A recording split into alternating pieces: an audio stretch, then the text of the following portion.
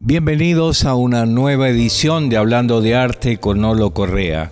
Y el de hoy, sin ninguna duda, es un programa o una emisión especialísima. ¿Y por qué lo de este acerto? Porque uno de los pilares del programa, el que sostiene la plástica habitualmente en esa columna tan importante que se ha tornado para esta emisión desde hace años. ¿Cómo estoy con lo de emisión? Saque alguna vez lo de emisión y ponga programa. Entonces, en nuestro programa, digo, Andrés Bestar-Mayo, el dueño de esa columna de plástica, se ha convertido sin duda ninguna en uno de los pilares. Y hoy, curiosamente, el homenajeado es él. ¿Y por qué esto? Porque la semana pasada se acaba de inaugurar una muestra de Andrés Bestar-Mayo, el artista plástico, ya no el columnista, a pesar de que en ambos casos es el mismo. Pero digo, en este lugar tan maravilloso, que es el Espacio Lezama Arte, que es un albergue, un cobijo, se me ocurre decirlo de este modo, magnífico, para poder gozar de esta obra y de tantas otras, claro, pero la que nos convoca hoy es la de Andrés Bestar-Mayo. Así entonces que vamos a charlar de entrada nomás con él, pero esta vez él es el invitado, reitero, por lo tanto yo trataré de entrevistarlo a él como si fuera la primera vez. Acompáñeme. Bueno, Andrés, ¿cómo estás? Sí, ¿bien? Un placer tenerte acá en esta exposición. Bueno, como has dicho, Con nuestro programa. ahí está. Está aprendiendo.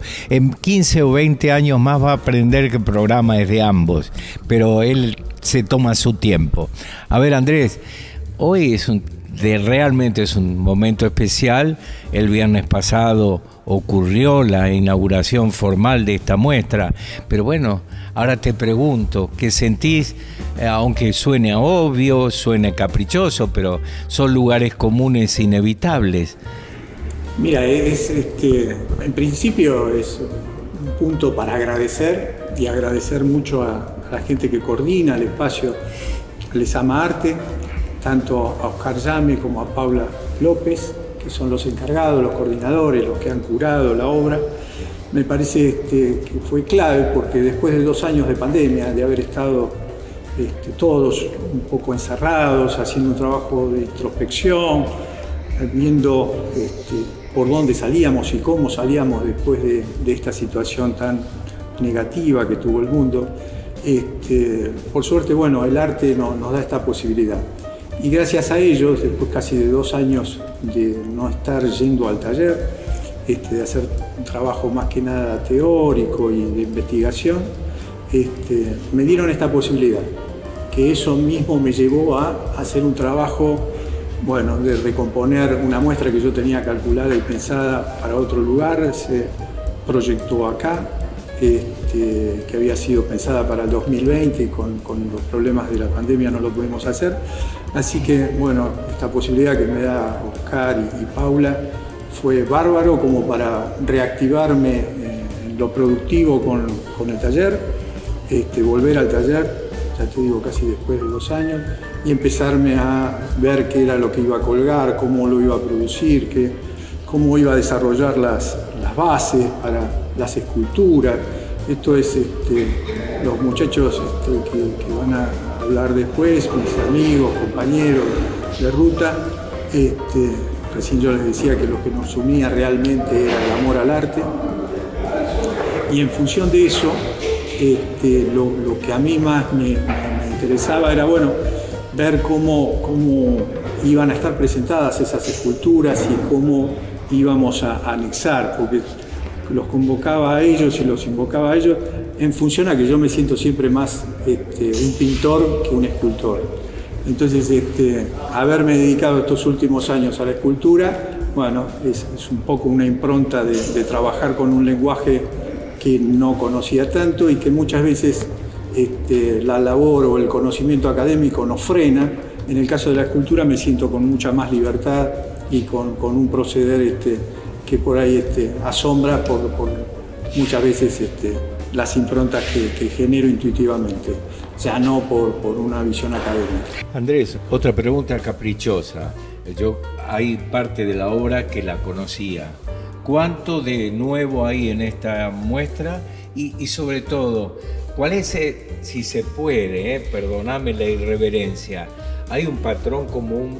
¿Cuál dirías vos que es la filosofía que anima en general a la muestra?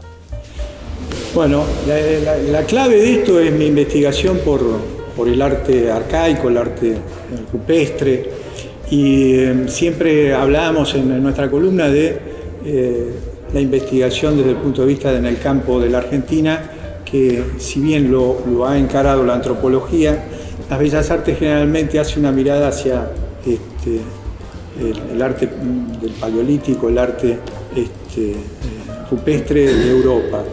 En los 80 nosotros, con una mirada más nacionalista y por ahí con una visión de la democracia que se abría y queríamos incorporar a las culturas y a las comunidades originarias, mi hincapié fue más que nada proyectarme desde lo que era en cierta medida lo que nos brindó nuestras culturas.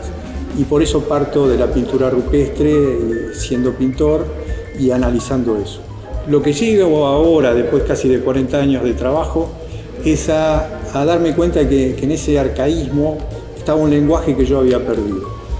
Y lo que puede haber, que muchos lo pueden asociar a un americanismo, yo hoy lo veo casi como una esencia mediterránea, que es recuperar ese lenguaje perdido, ese lenguaje esencial de arquetipos que tiene cada persona, y que muchas veces por lo racional, por lo cultural, vamos desconectando con ese plano del inconsciente donde ese lenguaje es innato. Y lo que traté para no imitar o no copiar a otros, es tratar de recuperar eso, que no sé si lo pude haber hecho. Y que en las esculturas yo creo que es lo último y es lo más reciente, ya te digo, había dejado casi de trabajar 2 años en el taller. Lo más reciente son las esculturas, donde quizás es donde eso surge, esto que yo estaba planteando como un lenguaje arcaico, directo, puro, natural, sin artificios, es donde se ve con mayor nitidez. Pero ha hecho un trabajo muy interesante de esa perspectiva, un amigo, yo lo reconozco ya como un amigo, fue muy amigo de un gran maestro, alguien que me formó a mí, como es Ponciano Cárdenas. Yo trabajé en el taller de Ponciano en la Cárcova, nos formamos nosotros en ese lugar mítico, mágico, donde había estado su gran maestro Guido, y bueno, Jorge Trainini fue aquel que tomó la obra de Ponciano, que le dio su lugar, que le hizo una biografía, y Jorge me ha regalado unos escritos que no sé si estoy yo al nivel de lo que él escribe, y que me dio lugar para ponerlo en el catálogo de esta muestra. Así que yo creo que podría ser un momento como para hablar con Jorge y ahora que recorrió la muestra, decirle qué le parece. Me parece estupendo. Usted sabe que hoy es el dueño del programa, así que mande usted, comience a llamar a sus invitados. Bueno, cómo no.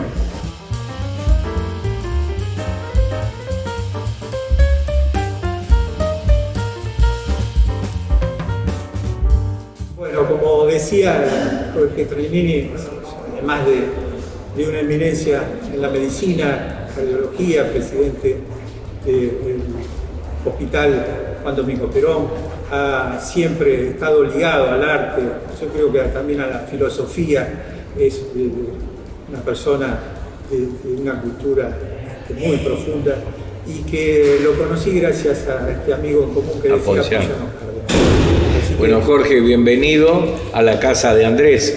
Hoy es la casa de Andrés. Bueno, no, el gusto es mío por estar en este lugar, este día justo en el lugar justo, porque nombraron hace un rato a Ponciano Cárdenas, y el gran maestro en cuyos talleres pude empezar a conocer la obra de Andrés, que dejó una obra increíble, y creo que las cosas hay que decirlas, no callárselas. Y Ponciano Cárdenas, bueno, estábamos terminando la biografía de él, un día me dice: Andrés fue mi mejor discípulo. Caramba. Y yo me quedé pensando mucho en el elogio, si tenía que ver con la misma sustancia de la obra que se ve en Andrés, o si había algo más que yo no veía. Y cuando uno empieza a recorrer la pictografía de Andrés, empieza a vislumbrar otras cosas. Porque seguramente el maestro Ponciano, que tenía también un legado sobre la historia, sobre sus ancestros, sobre el ser humano, era un gran humanista, seguramente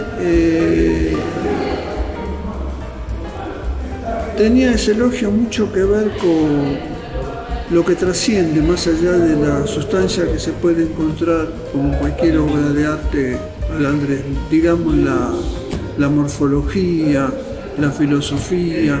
Había algo más.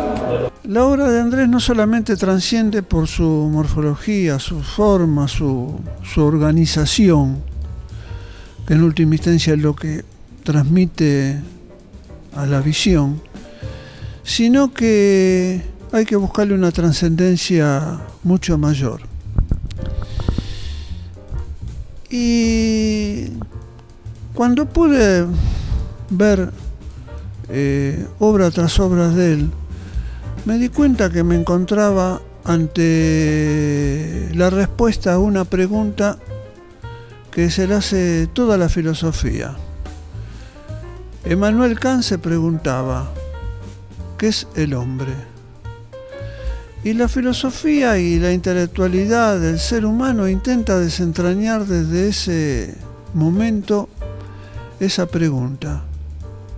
Y aquí está lo que es el hombre. Aquí está, en estas obras. ¿Pero por qué? Como en tantas obras. Pero que Andrés fue a la médula, al origen, para contestar esa pregunta. Y cuando uno retrocede en el tiempo y se sitúa 25, 30.000 años antes de Cristo, en las cuevas que permanecieron desconocidas por miles y miles de años, que de pronto se abrieron en forma circunstancial a la vista del hombre, uno descubre que ese hombre que desconocemos, que no tendría seguramente nombre, porque no había prácticamente lingüística, recién empezaba a amanecer la conciencia tal cual la conocemos, hace 30.000 años. En el inicio de la conciencia humana tal cual la conocemos, ese hombre desconocido, ignoto, que viviría unos pocos años, 20, 25 años, ese hombre ya nos dejó el legado de las cuevas pintadas. Cuando uno estudia, por ejemplo, 32.000 años atrás, las cuevas de Chabot, en los Alpes franceses, se encuentra con la misma transmisión de lo que quería,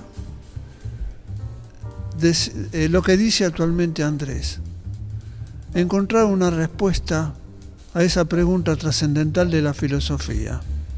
Y que el hombre es eso, es un ser artístico. Mucho antes de la palabra, mucho antes del fuego, ya tenía conocimiento del arte, como un gen absolutamente independiente y aislado de toda la evolución posterior. Es llamativo esto, es llamativo, sorprendente y misterioso. Pero el hombre entendió que el camino era el arte, mucho antes de la tecnología, mucho antes de adquirir facultades extraordinarias con su conciencia y de propiciar un desarrollo. Pero esto no queda tampoco acá, porque nosotros que empezamos a vislumbrar en esto de Andrés la contestación a esa pregunta de qué es el hombre, porque Andrés va a la médula, al inicio, y trata de reflotar ese ignoto artista fantástico que no conocimos nunca, en su contextura, ni en su nombre, ni en su sufrimiento. Ya tenía esa angustia, porque quería transmitir: el hombre es esto. El hombre es esto, el hombre es un ser artístico. Y esto es lo que el hombre tiene que recapitular. Volver a ese origen para encontrarle sentido a la existencia. El sentido de la existencia está indudablemente en el aspecto artístico que el hombre le puede dar a su vida. No está en otro lado. No está en la lujuria, no está en el poder, no está en la riqueza, no está en la soberbia, sino que está en la humildad que detallan esas primeras obras y que en forma fantástica Andrés hoy día recapitula toda esa historia y todo ese legado. Es conmocionante, sobre todo para mí, que yo no soy un par de ustedes, pensar en ese lazo que usted propone, ¿no? Que tal vez ni Andrés se lo haya propuesto como una labor intelectual. Sin embargo, parecería ser, tomando de su discurso, hay una necesidad ancestral y inherente a la condición humana, aún antes de la expresión misma, ya viene desde su interior. Y entonces Andrés, tantos años después, como dice usted, viene a recoger ese legado y en tal caso a reflotarlo o ¿cómo decir?, darle vigencia como trascendente. Sigo tomando su discurso, ¿verdad? Es mucho más que una actitud artística, es una actitud visceral, si se me permite, es absolutamente humana. Sí. Hay una actitud en esto de Andrés profundamente emocional. Y era lo que uno encuentra en ese arte más antiguo que tiene la humanidad. La emoción siempre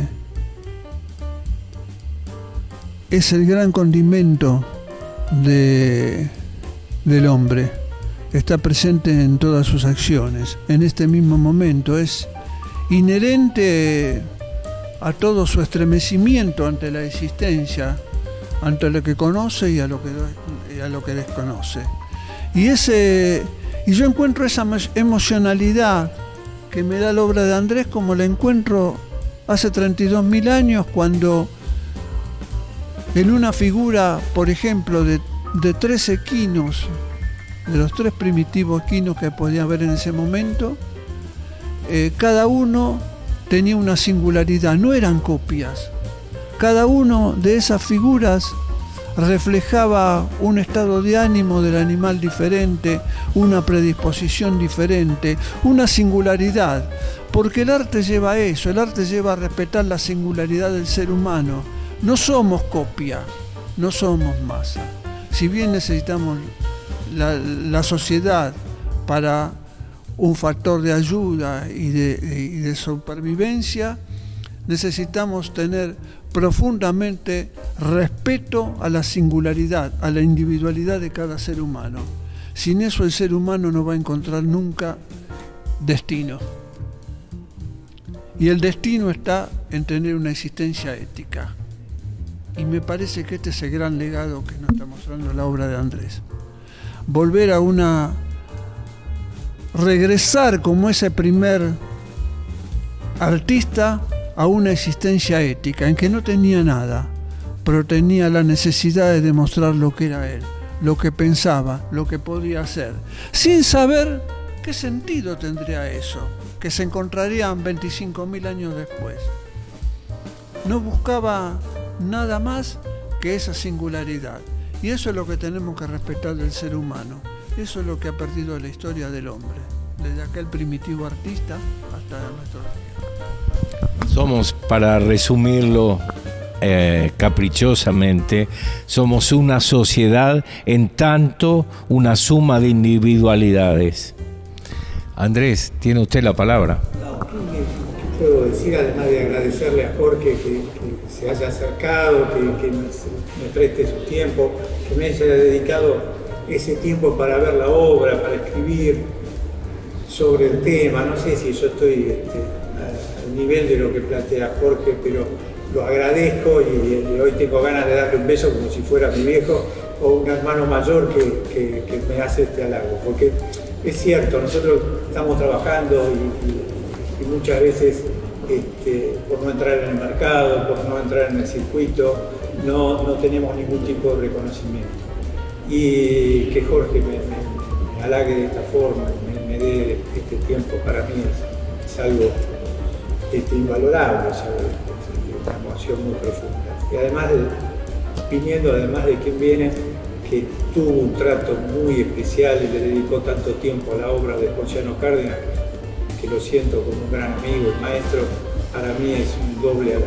La verdad, Jorge, que te agradezco esto, que nos haces ver que muchas veces nosotros lo desarrollamos intuitivamente, y más cuando hicimos la academia, que tratamos de que eso fluya naturalmente y no tanto por lo que debería ser o por lo que estudiamos, sino por lo que tiene que ser. Que vos lo hayas percibido en mi obra, para mí es un halago de lo más importante. Así que te agradezco este tiempo, te agradezco que hayas difundido mi obra y bueno, no sé cómo agradecerte esto. Andrés, el agradecido soy yo por encontrarme con tu producción. El agradecido soy yo por haber conocido ese fantástico lugar, el taller de Ponciano. Y realmente creo que tiene que haber un compromiso. El compromiso es que esto fluya, este mensaje que tiene tu obra fluya, y a la cual eso ya nos pertenece a todos. Nos pertenece a todos en la medida que de las posibilidades de que esto fluya con un sentido no únicamente artístico, con un sentido de explicarse eso que se preguntaba Kant, con un sentido de una existencia ética, con un sentido de la defensa de la singularidad del hombre como lo ejerce el arte.